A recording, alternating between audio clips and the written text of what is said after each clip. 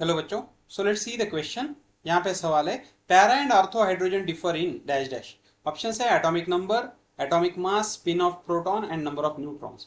Okay, तो अब देखो हाइड्रोजन जो होता है वो हाइड्रोजन नेचर में दो तरह के होते हैं। ओके, देखो हाइड्रोजन का आइसोटोप तो कई है, हाइड्रोजन, ड्यूटेरियम, ट्रिटियम, हम उसकी बात नहीं कर रहे, हम यहाँ पे ऑर्थो एंड पैरा हाइड्रोजन की बात कर रहे हैं। ओके, तो हाइड्रोजन H2 जो है वो दो फॉर्म्स में एग्जिस्ट करता है, एक तो होता है ऑर्थो और एक होता है पैरा। ओके, ऑर्थो में क्या होता है, मान लो ये दो हाइड्रोजन के एटम्स है, H2 मॉलिक्यूल की बात कर रहे हैं हम, तो इसका न्यूक्लियर स्पिन जो होता है वो सेम होता है।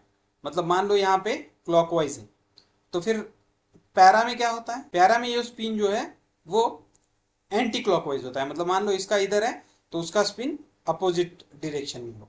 ओके, तो ये स्पिन किसका होता है, तो स्पिन ऑफ प्रोटॉन है। ओके, क्योंकि न्यूक्लियस के अंदर प्रोटॉन होते हैं, तो स्पिन ऑफ प्रोटॉन इनका अलग होता है। एटॉमिक नंबर सेम होता है, हाइड्रोजन का एटॉमिक नंबर एक ही रहने वाला है, एटॉमिक नंबर नहीं है, एटॉमिक मास भी सेम रहेगा, वन ही।